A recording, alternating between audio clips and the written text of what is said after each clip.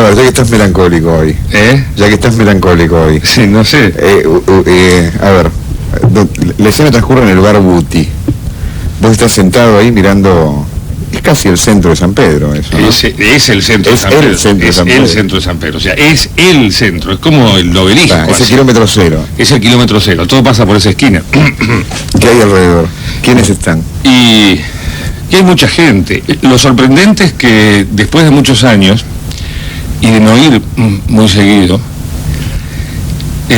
la gente cambia mucho más rápido de lo que uno cree. Entonces después de un tiempo uno mira y ya no conoce casi a nadie. En realidad está viendo por ahí a los hijos de los que estaban antes.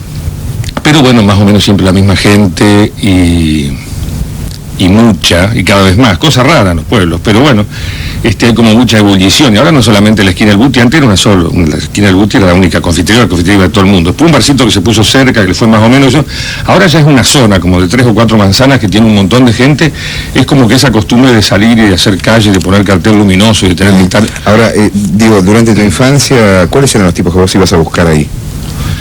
Y bueno, eran compañeros de colegio seguramente, o compañeros de banda, o de barra, que paraban ahí. O sea, en realidad todo el mundo paraba. O sea, en realidad uno iba ahí, no iba a buscar a nadie, ahí estaba todo, más o menos, ¿no?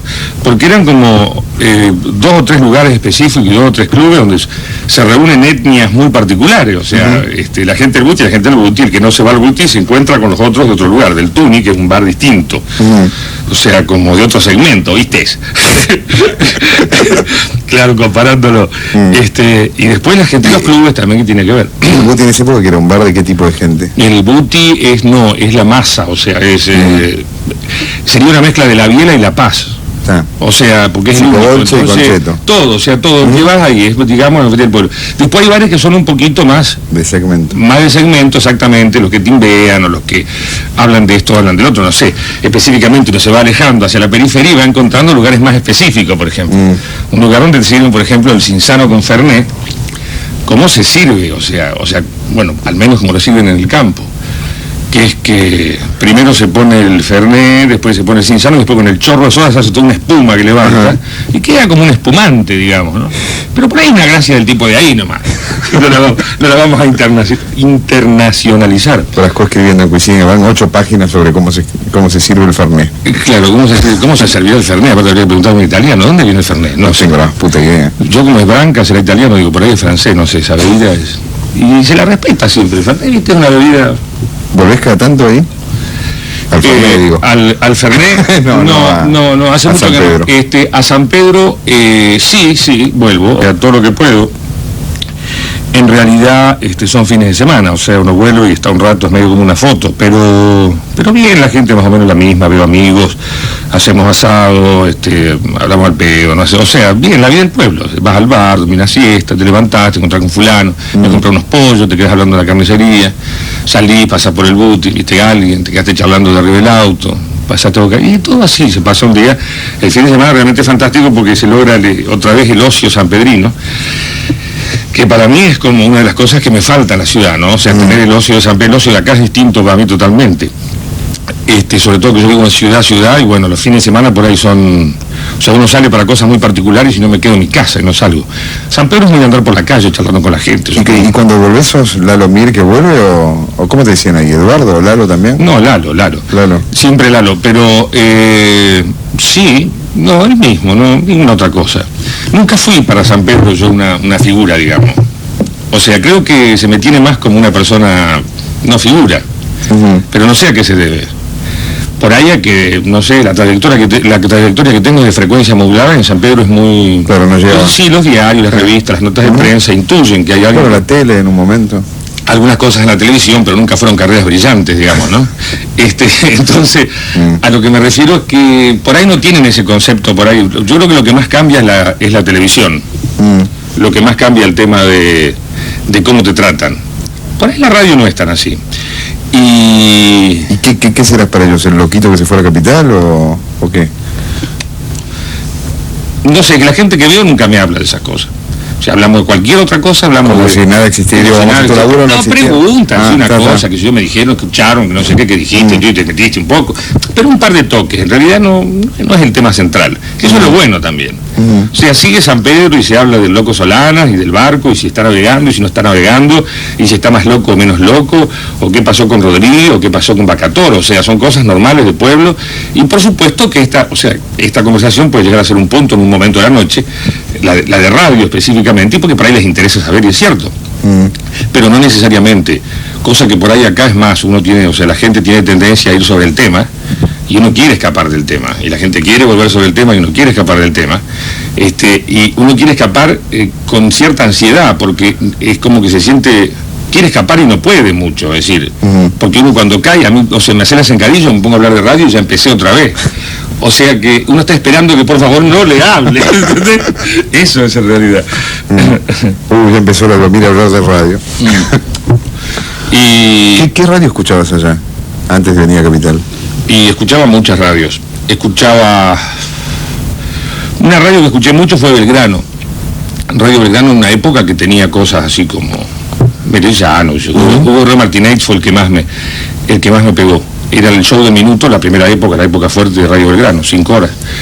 Y escuchaba algunas cosas a la mañana, por ahí cuando tenía tiempo. Bueno, también por las cosas que yo hacía, yo trabajaba en la radio de allá y me ocupaba de levantar los informativos de acá. Entonces a veces venía a escuchar, qué sé yo, Mitre, Rivadavia, sé que estaban informando primero, ahora 2 minutos de noticias, esa onda, y yo, porque eso era el cable para nosotros, rápidamente en un papel y a bajarlo al informativo de ahí, mezclado con las noticias del pueblo.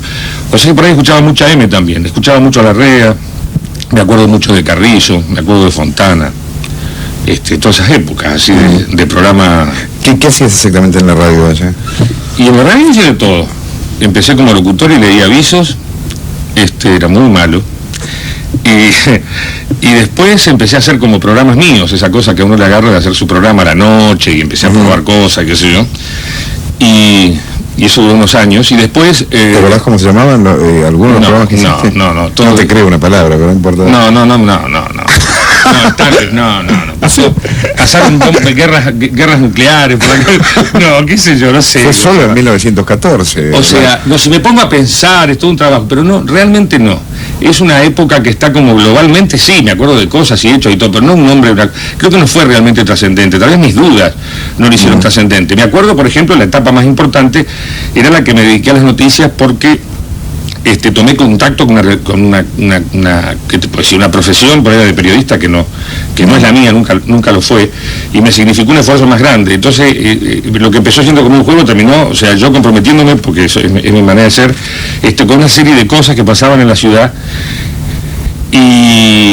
y comprometido con las noticias, con cosas que pasaban, porque no todo es lindo y a veces hay que pelearse con la gente, y yo era demasiado tierno, yo creo que era demasiado tierno, tenía 17, 18 años, ¿no es cierto?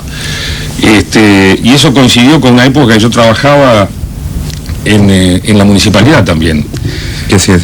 Yo era, ¿cómo te puedo contar? Yo era jefe, por Dios. ¿Era jefe? Era jefe. Está bien, empezaste bien. Pero sí se llamaba el puesto. Y trabajaba solo primero. Después hubo un par de... después tuve al gordo... después tuve una gente que estuvo en la oficina. Empleado. Tuve 4. Lo que pasa es que, claro, había que formar una oficina que no existía, entonces contrataron personal. En realidad para 2 o 3 oficinas, y yo caí en una de ellas porque en la época se usaba contratar gente y no tomarla, no sé por qué. Y para no pagarle aportes y todo esto. No, igual pagaban todo. Pagaban todo. Todo quit, viste, todo legal. En aquella época, no sé a dónde fueron a parar mis aportes, los ando campeando ahora, porque con esta época de la jubilación nueva hay que cambiar todos los años. Y era una oficina llamada Oficina de Obras de Infraestructura, que en realidad no era la oficina que hacía las obras, que eso era obras públicas, sino que era la que cobraba. Entonces ahí tuve una cuestión de tipo así, administrativo y no sé, comercial.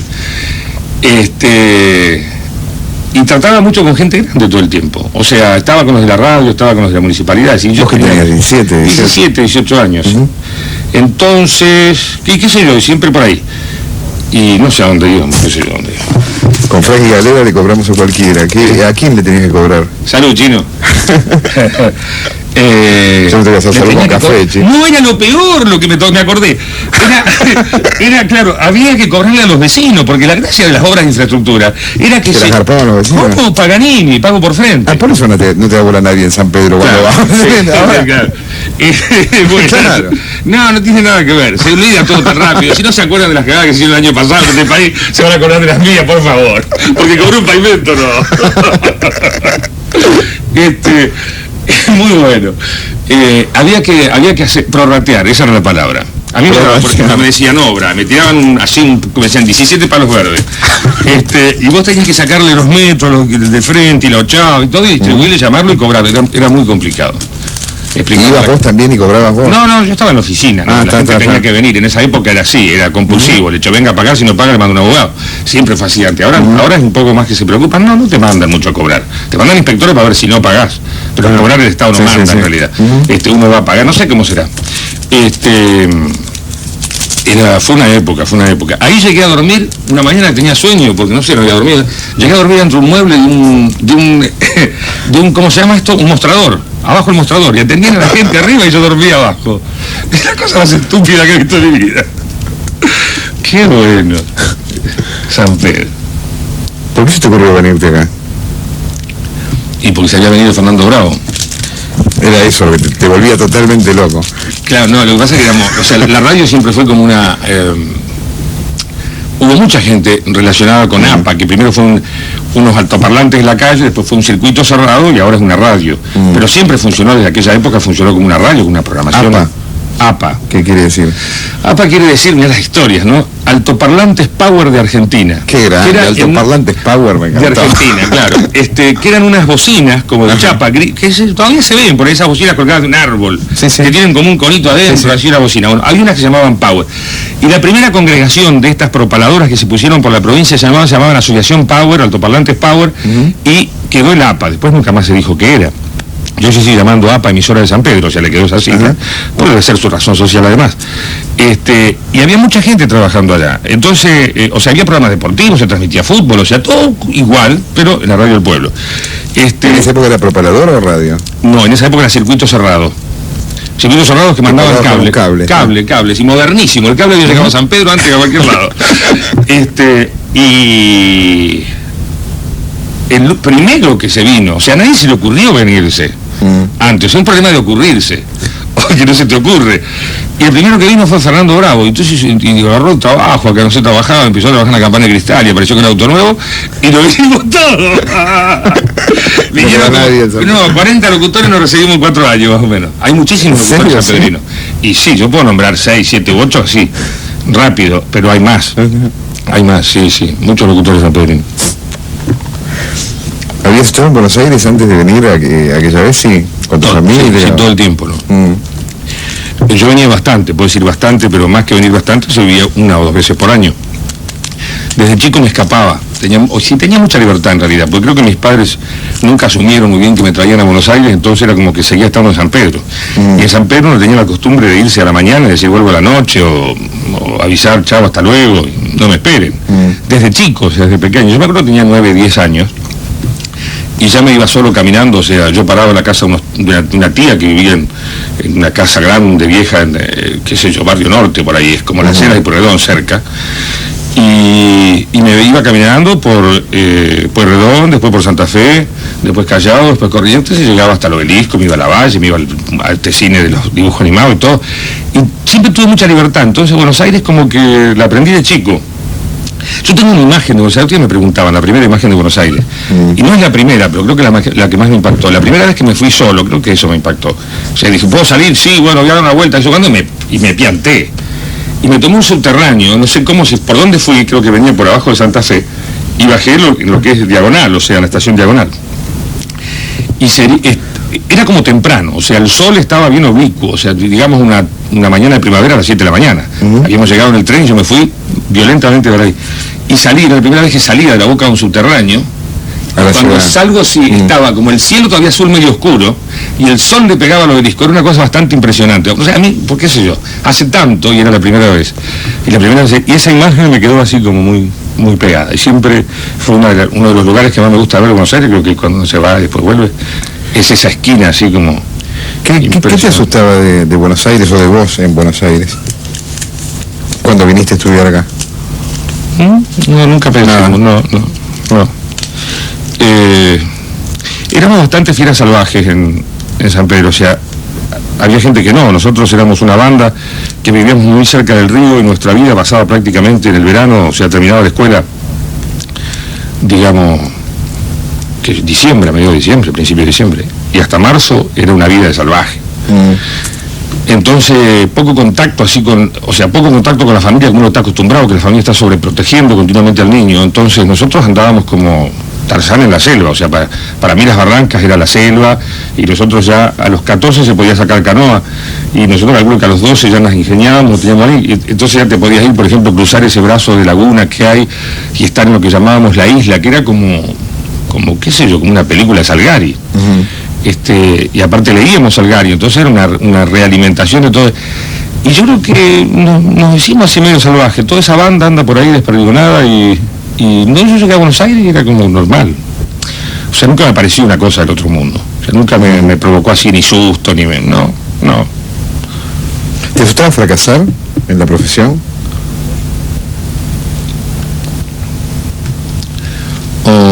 No, nunca pensé demasiado ni en el triunfo ni en el fracaso.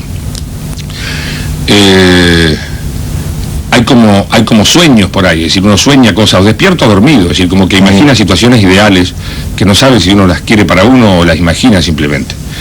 Pero no soy muy de perseguirlas ni de ponerme, como se dice esto, así, obsesivo con esa idea. Soy obsesivo con el trabajo en forma casi particular. Es decir, me pongo a hacer esto y me pongo a hacer esto, y eso es obsesivo. Pero no me pongo a hacer esto por tal cosa. No, es como que no me da mucho. La media neurona es así, está en eso, y no, nunca me preocupó. Lo he pensado, obviamente, sobre todo después que uno ha caminado un pedazo y llegó a lugares así más o menos considerado, entonces lo he pensado, pero no creo que sea una preocupación. Bueno, me ha ido bastante bien, o sea, tampoco me puse a pensarlo, no debo ser derrotista, porque como empecé de abajo y vine de San Pedro y siempre fue como escalón para arriba, o de pronto estar un año pero sin caer, o sea, en el mismo escalón, después otro escalón para arriba, es decir, siempre fue crecer para mí, entonces tampoco creo que no tengo la sensación, por ahí si me toca perder un par de rounds fuertes, me agarra esa cuestión, ¿no? Hoy hace un rato te veía entrar al estudio y te pusiste, mirá, 4 años, 5 años, ¿cuántos pasaste acá? 5 años. 5. Los primeros años de esos 5 años fue alguna de esas cosas que vos mencionabas recién, tipo haber soñado algo y haberlo realizado. Sí, sin saber que iba a salir así, nunca fue imaginado así. El Bangkok, por ejemplo, no fue, o sea, nació como una gente que se junta atrás de un proyecto, que no se sabía muy bien para dónde iba, o sea, a mí me tocaba dirigirlo, pero en realidad eran un montón de cabezas que cada una tenía su propia locura dentro. Y se dio así, y cuando estaba funcionando esa especie de locura contenida, que significaba un circo, porque era como un pequeño circo, ¿no? Que volaba así como de los parlantes y salía hacia afuera. A mí yo lo conocí tiempo después, escuchando estas cosas grabadas en casas que uno va y le ponen, porque yo no tengo la conciencia de cómo es escuchar eso, como lo escuchaba, qué sé yo, vos, un tipo que está manejando un auto, o sea, yo siempre acá adentro. Entonces, es raro uno hacerse la idea. Y era como que había estado en sueños, no tan así, pero como una serie de cosas a las cuales uno llegaba, que habían sido conceptos por ahí que habían estado dentro de la cabeza, que tenían que ver, por ahí no con la idea puntual, pero sí con el concepto, como decía, así como la manera de hacerlo, o la libertad que se adquiría, o cómo se podía expandir esta idea de que hay un micrófono, y siempre es lo mismo, el micrófono sugiere que al otro lado hay un disco, o hay una persona hablando, o sea, y son esos dos íconos que hay, o sea, el disco y el persona hablando. Y cuando uno puede, o sea, de vuelta a volver, no sé, a cosas que pasaban en la radio más antigua, a la ópera o al radioteatro, donde vos podés plantear una situación que no sabés si lo que está pasando en la calle, el parlante, o sea, cuando ese descoloque que se logró, era como una cosa que había estado en mi cabeza dando vuelta, pero no así. Si ni sabía que iba a llegar de esta manera, ni que iba a ser acá, ni que era el momento incluso, yo creo. O sea, te das cuenta después. Es decir, porque en realidad son como lecturas, es decir, sí, soñaste eso, pero no soñé específicamente eso por ahí. Entonces... Si tuvieras que contarle a alguien que nunca escuchó Bangkok, ¿cómo era? ¿O qué era? ¿Cómo lo contarías? A un tipo de afuera, qué sé yo. Bueno, soy Lalo Mir, hace un programa que se llama Radio Bangkok y... No trataría de explicarle mucho, en realidad. Porque, ¿cómo explico? No sé, a mí me ha tocado explicar, y te dicen, ¿y cómo era? Sí, y sobre todo con gente que ha sentado un antecedente y dijo, no sabés los programas, pues yo escuché eso, entonces dicen, ¿cómo era? Te dicen. Y vos le decís, bueno, pasábamos discos y hablábamos por un micrófono, que es lo que se hace en la radio, si sinceramente se hace eso en la radio. Pero tocábamos las teclas de otra manera, o sea, es difícil, muy difícil explicar, no sé cómo explicaría, nunca se me ocurrió. Diría que era una cochambre, que es la palabra que utilizo siempre cuando no sé cuál usar. O sea, era una gran cochambre al aire. Era como una revolución saliendo de los parlantes. Era, qué sé yo, no sé. Era fuerte, para nosotros también era fuerte. O sea, por ahí en ese momento uno no lo aceptaba así, o no lo quería ver, o en realidad no tenía tiempo.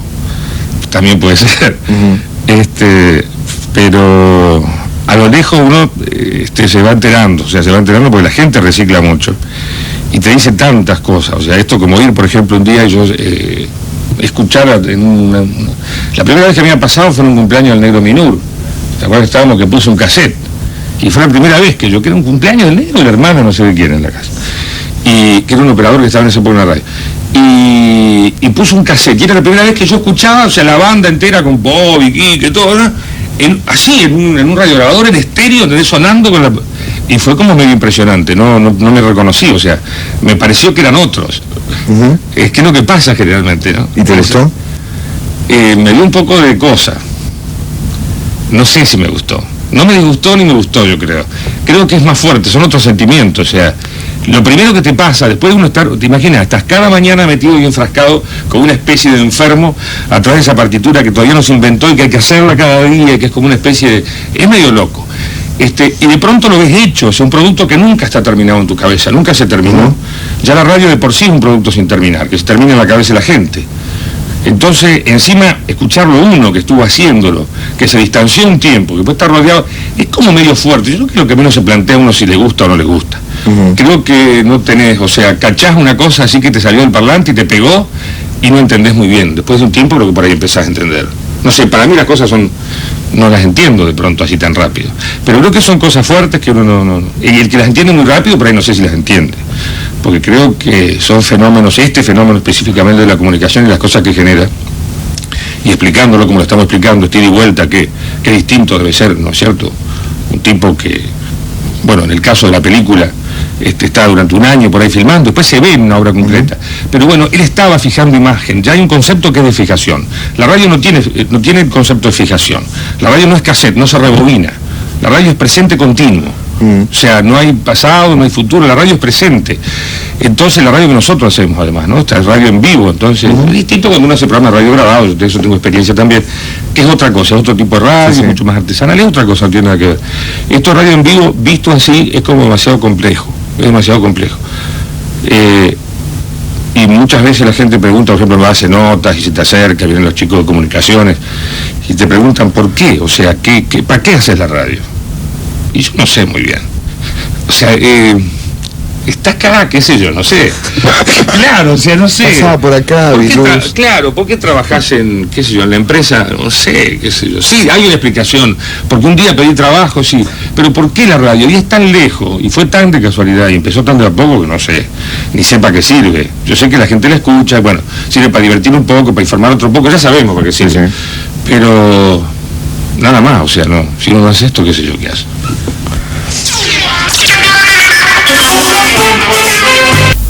Se fue a la mierda, decía la mierda. Pablo de San Martín para Laro, ¿por qué te complementás también con la negra, con Elizabeth Bernacchi? Y qué sé yo, 11 años. Son años. Son años, sí, ahí son años, sí, 11 años, y bueno, y sobre todo empezar a trabajar juntos en una época cuando los dos estábamos un poco comenzando o sea, ella comenzaba su carrera y yo comenzaba una cosa nueva. Entonces cuando te conoces desde los principios, es como si aprendiste a andar, qué sé yo, en skate o en bicicleta con alguien, sabes todos los trucos. ¿Podés hablar un poco, pide Pablo de San Martín, sobre los personajes que haces en radio? Hablar un poco sobre los personajes. ¿Qué estás haciendo en la radio? Yo Bueno, sigue más o menos lo mismo, es decir, siempre he tenido tendencia a hacer un programa cada vez... ¿Estás de 10 a 12 en Del Plata? De 9 a 1. De 9 a 1.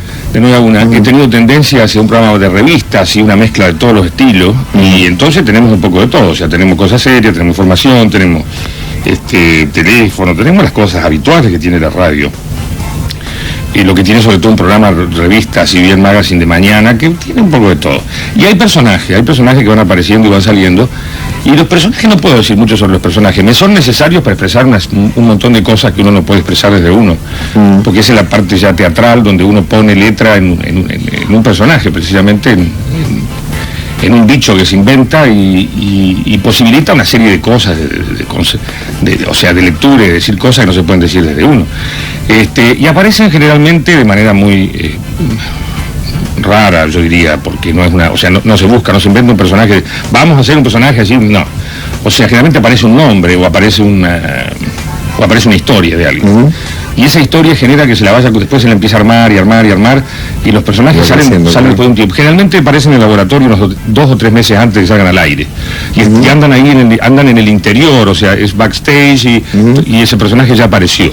Y se sabe que está, y bueno, se empieza a alimentar, y cada tanto se trabaja sobre el personaje, se hace una reunión, y de pronto le ponemos, le sacamos, le inventamos historia, y cuando lo tenemos casi hecho, lo dejamos rebotando, hasta que un día aparece solo. Es como que se mete como secundario en otra historia, y hasta que vemos si pica y toma, y bueno, y ahí lo seguimos.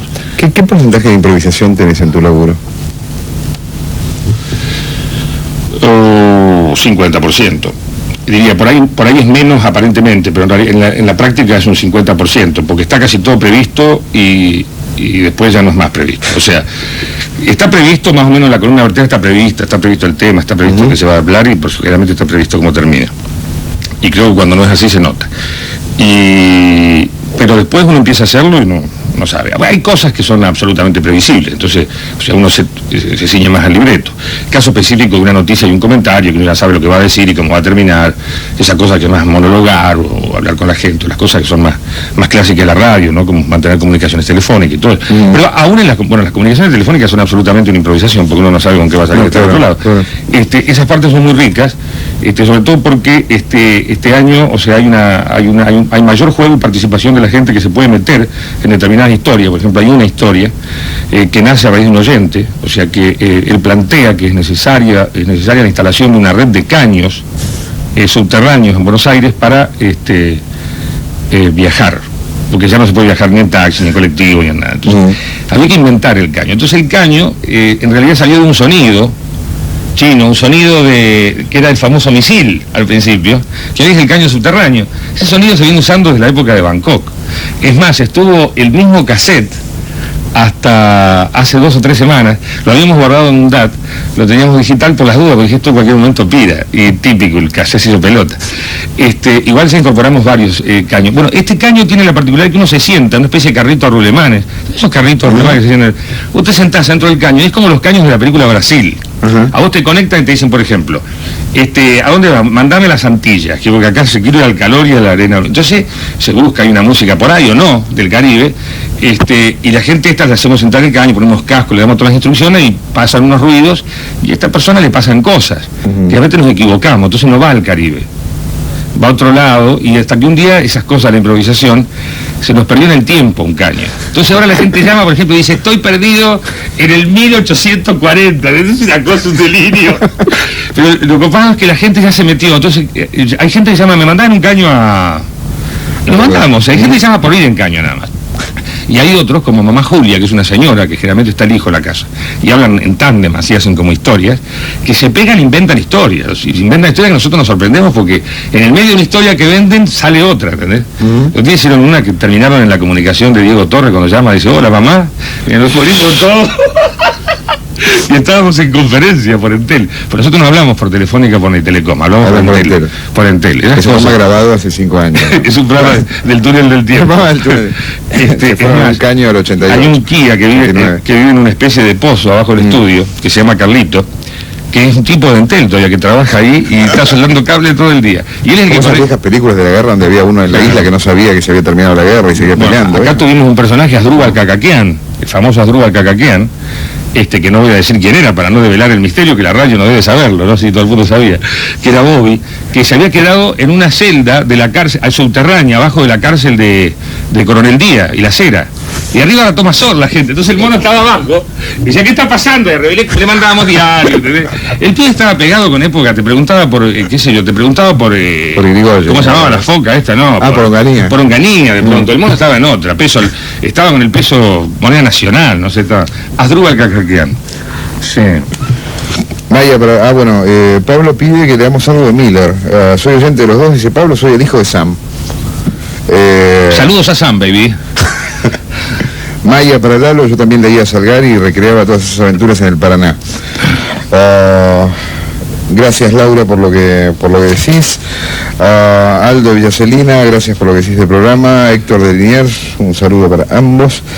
Leopoldo para Lalo, el miércoles te vi en San Martín, pero no me animé a saludarte. Bueno, pasa. Tipo que inspira miedo, Miguel, sí, ¿no? Sí. Básicamente. Mi nueva dentadura. Llevas mucho esa cosa. Mi nueva dentadura metálica, como podés ver, que brilla. Es más, si prendo esto, fíjate, mirá.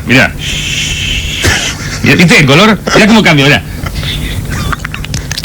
Ahí sí es amarillento un poco. Sí, es terrible. Y la gente, y la radio es eso, ¿será cierto? Tengo una dentadura metálica. Sos un genio, te dice Leopoldo para Lalo. Adrián me dice, hay muchos loquitos que se van de un San Pedro para un Buenos Aires. Lalo no es el único. ¿Habrá venido de San Pedro? Y San Pedro es una pega. Grande San Pedro. No, es que San Pedro aguante San Pedro. San Pedro está en toda la nuca. San Pedro es un pueblo realmente nuquero. Gracias Rubén de Becar, Daniel de Seiza, aguante para Lalo y la nata. Bueno, gracias. De vos dice que sos lo mejor que hay en radio. Muchas gracias. Silvina de Banfield, para Lalo, apenas hablaste me di cuenta que eras vos y supongo, bueno, menos mal. Sí. Se dio cuenta por los gestos, Lalo, más que nada. Sí. Y supongo que para hacer radio hay que ser alguien muy especial. La radio es como una magia constante. Un beso para vos también, Silvina de Banfield. Te saludo, malvadiscos. Pues se mando saludo a gente, por ejemplo, ustedes no saben quiénes son, ni nunca te voy a decir. Pequeño malvadisco. Y la radio tiene cosas raras, sí. ¿Qué significa hoy Bangkok? ¿Es algo de lo que te querés despegar? ¿Es un buen recuerdo? ¿Qué es? No, es muy buen recuerdo. ¿Cómo voy a querer despegar de Bangkok? Hubo una etapa medio así como de litigio, que era cuando uno deja de hacerlo y tiene que empezar a hacer otra cosa. Los primeros tiempos, y cuando uno hay una presión y siente que, bueno, aparte la presión era muy fuerte porque la gente nos quería juntos. En realidad hoy no, hoy es una de las mejores cosas que me han pasado. En realidad quiero tenerlo muy cerca porque me ha enseñado mucho. Tal vez la época en que más aprendí. Y así que hay que tenerlo cerca, ¿no? Hay que tenerlo cerca, no lejos. ¿Cuándo fuiste a Tailandia?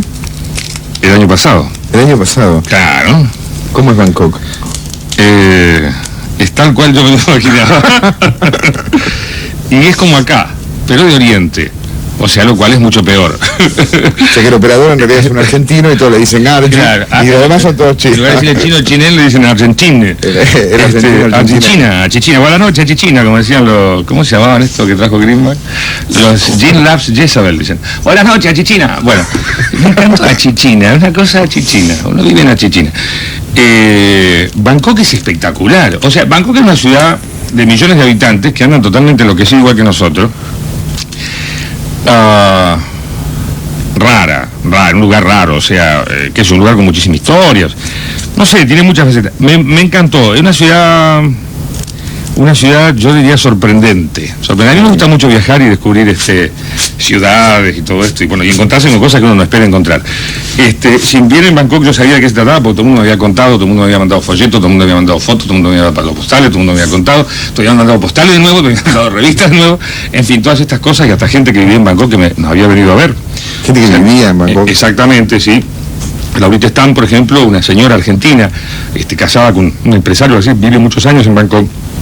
Ella se enteró y cuando vino a Argentina, pero sacó fotos, nos sacaron una nota en el Bangkok News Time Herald, no sé cómo se llama allá, que es un diario de allá en inglés, obviamente, para la colonia inglesa, y lo tengo guardado, obviamente, escrito todo ahí del Bangkok. Yo lo llevé cuando viajé al artículo, por la duda. Que te reconocían en la aduana. Pasaba algo en la aduana, yo soy le decía. Es fantástica, es una ciudad, tiene muchas cosas, tiene, por ejemplo, una ciudad de tierra y de agua, antiguamente una ciudad de agua, era como una Venecia en Oriente, o sea que todo lleno de canales y la gente transportaba sus cosas y todo por barquito. Esto ya la hace muy peculiar, o sea, las ciudades que tienen esta clase... Eso se parece a Buenos Aires cuando se inunda, digamos. Eso se parece a Buenos Aires cuando se inunda. Tiene una cosa, o sea, Ámsterdam es un poco así, ¿no es cierto? Porque también era un puerto que tenía todo este tráfico, Venecia, obviamente, y esta era la Venecia de Oriente. Después llegaron los autos, entonces le taparon canales y le hicieron calles y puentes, pero nadie los pensó, como Buenos Aires. Entonces, andar por Bangkok es una de las cosas imposibles que tiene Bangkok. O sea, saber, yo agarro esta calle, doblo a la derecha, salgo allá, no, te dicen. O sea, siempre es no. ¿Salgo a la derecha? No. Sale a la izquierda. Sale a la izquierda. ¿Por qué? O sea, siempre es no. Y siempre te encontrás con un canal que no se puede cruzar. Y barcos que pasan. Lo que es impresionante en Bangkok, hay unas lanchas que te llevan como las gondolieri, pero en lugar de ser un señor que maneja la góndola y canta, oh, sole mío, es un mono con cara de perro, que te cobra así, que tiene un motor como diésel de 14 cilindros, Caterpillar, de 400 caballos de fuerza, pero en la caña de un fuereborda. Y acelera, y este barco agarra velocidad en esos canales, pero que vos decís, ¿pero qué es esto? O sea, ¿qué Buenos Aires? Van a 140 los monos, por ejemplo, y salpican, y los frenan y te venden. Manacos, sombreros, se ponen, ¿viste? Porque venden todo. Es fantástica esa ciudad, sí. ¿Seguís yendo a Chile, Erano? Yo pensé que si seguís yendo a Bangkok. No. Voy todos los fines de semana. A Bangkok más lunes, miércoles y viernes. No, yo te digo a Chile. A Chile voy martes, jueves y sábado. Está bien. Después está en Buenos Aires, por eso dijimos que venga, lo agarramos hoy. No, a Chile voy una vez por mes más o menos. A veces voy más seguido, o sea, me tocó por ahí últimamente ir más seguido. Pero si no es una vez por mes, cada 3 o 4 semanas. ¿Qué estás haciendo allá ahora? Allá hago un programa de radio de 1 hora que va todos los días, lunes a sábado, que se graba, va siempre grabado. Y después hago locuciones para la radio, grabo cosas para la radio, especiales, cosas, locuciones, avisos. O sea, soy el locutor de la radio. No el único, hay como 4 locutores más. ¿Lo que haces tiene algo que ver con lo que haces acá o es otra? No, trabajo de locutor. El caso del programa tiene un auspiciante y hablo del auspiciante, y paso música y hablo del auspiciante, y paso música y hablo del auspiciante. No, ahí paso algunas noticias y hago algunas cosas. Sobre el auspiciante. Sobre el auspiciante. No, sobre la, qué sé yo, sobre la música, sobre la vida. Es más el tema sobre ese tema. O sea, es musical. El programa musical. Es más el tema sobre ese tema, es muy impresionante. Es muy impresionante. Claro. El tema de la música. Y por ahí un poco, pero me refiero, no está la actualidad, no está la realidad, no está todo eso que no tiene, o sea, no está. Y las cosas que hago para la radio no, tienen que ver con clientes, con avisos, esas cosas, locuciones. No trabajo locutor específicamente. Vuelvo a lo de Bangkok, en ese sentido. ¿En algún momento te preocupó copiarte a vos mismo? No. Vivo copiándome a mí mismo. O sea, todo lo hiciste en San Pedro y seguís copiándote de esa época. Sí, por ahí sí. Es un trazo y de ahí empieza y es siempre el mismo, en realidad, que uno lo va recreando. No tengo ningún miedo, es más, lo hago sistemáticamente. Hay una cantidad bastante apreciable de material utilizado y material no utilizado que están en sus respectivas carpetas, en los respectivos ficheros, hoy en día con esta modernidad en sus respectivos archivos de computación, y continuamente apelo a todo este archivo que va quedando para o recrear cosas o para tomar cosas que estaban creadas, que no habían sido usadas y bueno, necesitan algún toque para ponerlas en funcionamiento, ya sea para los programas de radio, por ahí para otras cosas y otros trabajos que hago, pero es bastante normal que haga eso, lo hago metódicamente. O sea, creo que esto de reciclarse uno y de estar almacenando y sacando y poniendo, de la manera que yo trabajo y para lo que yo hago, es como, no sé, me parece el método más concreto y más fácil. Porque lo hace a todo más, no sé, más redondo, más llenito, más, o sea, cada cosa termina más... no sé, yo lo siento bien así. ¿Qué te pasó con la tele? ¿O qué le pasó a la tele con vos? No descubro, yo creo que no descubro, o sea, qué es lo que quiero hacer ahí adentro. O sea, no sé para qué voy. Sí sé para qué voy, o sea, voy para intentar descubrirlo y para ganar un dinero, o sea, esto es así. Pero no sé todavía bien para qué. En la radio no tengo este planteamiento de para qué voy, me sale, o sea, es como ir a jugar a la pelota. El que sabe jugar al fútbol, yo no. O el que sabe correr motocicletas, o sea, esto va y lo hace, o sea, no hay un planteamiento de tipo... en la televisión por ahí creo que no sé. Entonces, como ando buscando esos huecos, espacios, tengo una teoría que es la de... o sea, para una profesión, para un trabajo, para la vida, ¿no? Yo siempre me hacía la idea del tablero del Go, esta cosa de que son todos los cuadraditos vacíos y hay que ir tomando posiciones y abarcando territorios que son en definitiva lo que lo van a uno a posicionar. O sea, en el caso del Go es un juego, una estrategia para ganar, pero en definitiva, si lo tomamos como un hecho de supervivencia o de vida, esto es la vida también, ¿no? Si bien uno no se trata de tomar todo el terreno para ganar, uno está haciendo este ejercicio todo el día. Y mi teoría es un poco eso, es decir, y siempre fue tomar espacios vacíos, un poco, es decir, si este espacio está vacío para mí, lo voy a ocupar. Ahora, si lo ocupo, lo voy a hacer con la seriedad y con el esfuerzo necesario para ocuparlo y no sacar la pata de este lugar. Entonces, después que tomé este espacio, tomás otro y vas llenando un tablero. Entonces, vas sintiendo que el piso es firme y ahí es como que cada vez necesitas menos saber para dónde vas y vas entendiendo a todo el medio como un todo. En la televisión no tengo mucha idea y creo que el problema pasa porque técnicamente es muy distinto. Es decir, acá vos estás con Chinén y estamos hablando y podemos delirar, le digo, pon una música y partimos y empezamos a inventar. Y como somos dos y podemos mirarnos, podemos inventar casi cualquier sortilegio y es muy probable, 80-100, que nos salga una cosa dignamente entretenida. En televisión, si yo quiero pirar para cualquier lado, tengo que avisarle a 3 camarógrafos, a un microfonista, 2 iluminadores, es decir, porque si yo me muevo para el lado que no lo tenía pensado, no me toman las cámaras y ya no fue, o sea, es un hecho, es así, o sea, la televisión es el problema. Entonces hay que concebir la televisión como otra cosa, mucho más estática, mucho más fija, que pasa por una cosa ensayada, o de lo contrario pasa por una serie de cánones que van a obligar a que, por más que yo esté improvisando o haciendo tal otra cosa, estoy obligado a recorrer un camino por el cual voy a pasar frente a las cámaras, voy a estar iluminado y me van a escuchar. O sea, es una cosa bastante compleja. Sí. Y creo que no lo entendí, tampoco me quedé mucho tiempo adentro. O sea, definitivamente. ¿Hiciste 2 o 3 programas? ¿Rock and Pop TV? Hice Rock and Pop TV, hice La Noticia Rebelde, hice esto de Dolina, Fuga de Cerebros, y hice un programa de motos en Chile. Yo trabajo mucho en las carreras de motocross y supercross. Hago como relatos, eso. No relato la carrera específicamente porque no soy un entendido, pero soy el relator como del evento y después hay un técnico que relata sobre motos. Me contratan para decir chistes y divertir a la gente y gritar cuando las motos saltan. O sea, es un poco el show. Hice programa de motos, en una época hice algunas corresponsalías, pero siempre cosas así muy, muy cortitas y puntuales. Roxana de Floresta te dice algo que te escucha todas las mañanas y que te nota más tranquilo pero bien. ¿Estás más tranquilo? Estoy más tranquilo. Sí. Estoy más tranquilo. Dijo. No, pensé que ibas a decir algo, solo dijiste estoy más tranquilo. Ok. ¿De dónde viene tu enganche con Chile? Bueno, ya lo contaste, por el auspiciante. Carlos de Lugano. Sí, pero viene de la época del rock. O sea, esto es otra cosa. Esas cosas que uno dice, ¿qué hago yo en Chile? ¿Qué es eso que hago en Chile? Cuando estábamos haciendo 9 PM, que en realidad fue mi trampolín, 9 PM iba en Radio del Plata, 9 de la noche, 1982, 83, 84, 85, 4 años, que fue el primer programa, no sé, había otros programas de rock and roll y hubo muy buenos, es decir, o programas de rock, como el submarino, el tren fantasma, el submarino amarillo fue después, fue un programa que estaba en De Plata. El tren fantasma, lo confundí. El tren fantasma, o como el programa Experiencia llamaba, que hacía el negro Wilmar Caballero, creo que en Radio Mitre, decía, había antecedentes.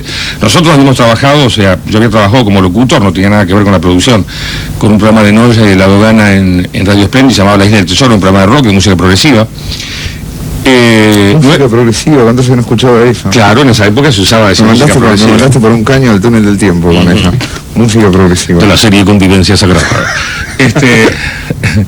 Y... no sé, ¿en qué estábamos? Mira, bueno, le voy a explicar. Sí. Usted me estaba hablando de la época en la que empezó. ¿En qué estábamos? Y ahí le agarró a él. Llegó el club de los 40. Eso de los 40 es una licencia poética. Qué bueno. No, estabas contándome lo de enganche con Chile. Y se hizo 9 PM una cosa bastante popular, es decir, bien, muy bien, o sea, y justo cayó un chileno que que vio la chispa, o sea, fue post-Malvinas, o sea, nosotros empezamos antes de Malvinas y entonces nos cayó la Malvinas encima, nos destrozó, pero era el auge del rock nacional, cuando agarró Malvinas, o sea, ya directamente desapareció en inglés. Y cayó un chileno que venía así como con esta idea de llevar grupos de rock para allá. Le dijeron, si no tenés difusión, ¿cómo podemos entrar? Y bueno, la primera hace un programa de rock argentino, así 1 hora por semana, algo en una radio polenta. Claro. Y así fue que vinieron acá y preguntaron, y alguien dijo Lalo Mir, y vinieron a verme, pero así por recomendación de interpósita persona. Creo que fue Carlos Rodríguez Ares, creo, no quiero meter la pata, y llegaron a la radio, y bueno, y le hice un piloto, y les gustó, y empezó a ir grabado, yo mandaba 1 hora. Y fue tal el éxito de esta hora, que bueno, que me llamaron de la radio, fui a Chile y ya me fui a trabajar un verano, o sea, y ya empezamos a tener un contacto más fluido hace 8 años, y no, así prácticamente fue ininterrumpido. Carlos de Lugano, aguante Lalo y la Nata, no se olviden de Buenos Días, no se olviden de Buenos Aires, una divina comedia. Y Buenos Aires, una divina comedia, claro, que fue también copado, fue acá, fue después de la muerte de Bangkok, de la desaparición de Bangkok, y bueno, y volver a trabajar con La Negra, yo no había trabajado en los 3 años anteriores con La Negra, y no trabajaba desde el 85 con La Negra, y eso fue el 90, o sea, habían pasado unos años. Y fue muy copado porque empezamos a hacer cosas que no hacíamos antes en Bangkok. Se empezó a trabajar otros temas de la radio, y específicamente la parte antropológica, que era esto, yo le digo la parte antropológica, la gente dice, ¿qué es esto? Que es trabajar con mucho sonido real de la calle y de la gente que habla, y no específicamente con un libreto. Entonces, en Buenos Aires pusimos en práctica ese sistema de salir con los grabadores y los micrófonos escondidos a veces no escondidos, a veces directamente a la vista, y a grabar todas estas cosas, bueno, que después terminaron siendo éxitos como El Pibe Banana, o como, qué sé yo, Mario, que decía que había que alambrar Buenos Aires, era pasaporte.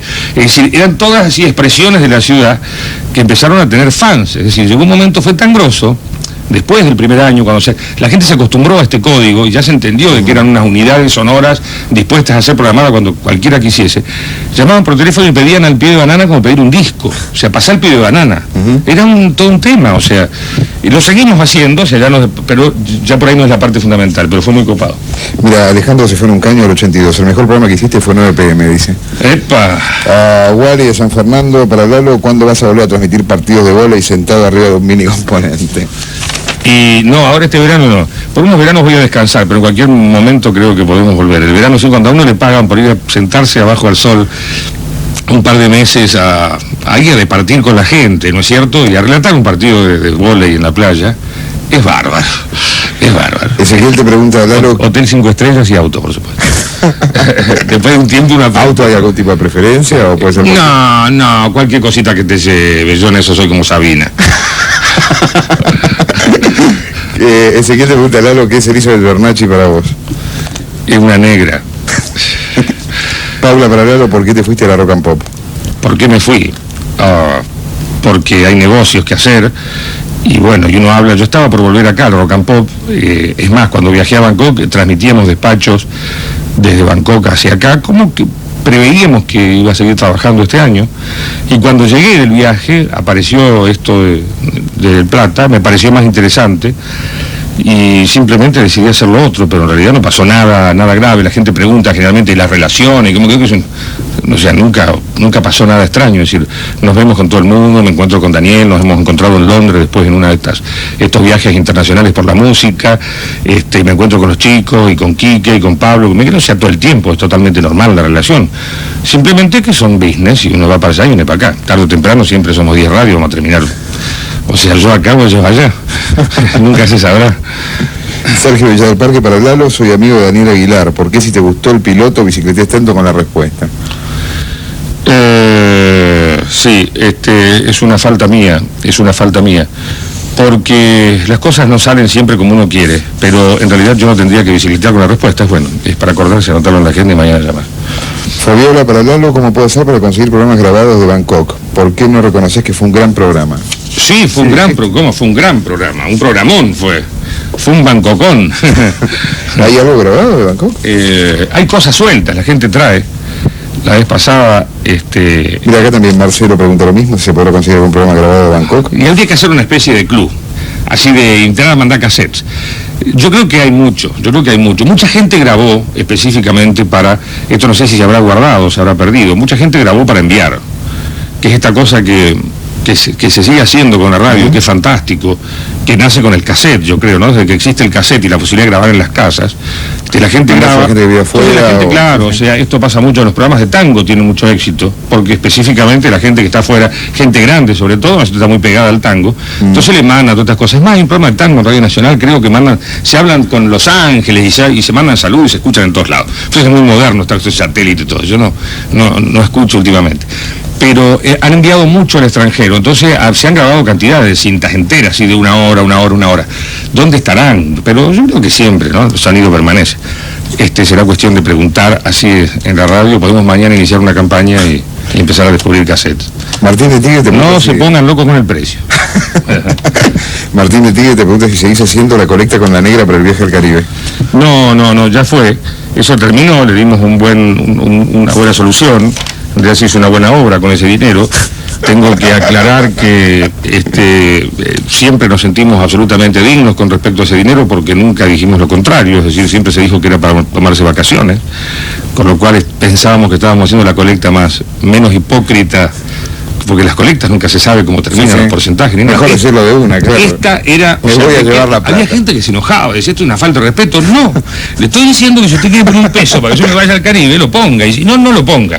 Bueno, ahora el que se ocupa de esto es el reverendo Douglas Vinci, que ha vuelto a las lides, y anda con una alcancía construida, confeccionada con una caja de chivas. Es una cosa totalmente ridícula, la alcancía. La gente una vez fica maluca. ¿El chivo lo consiguió con recursos propios o es parte de otra colecta? Es solo la caja, nunca vio la botella.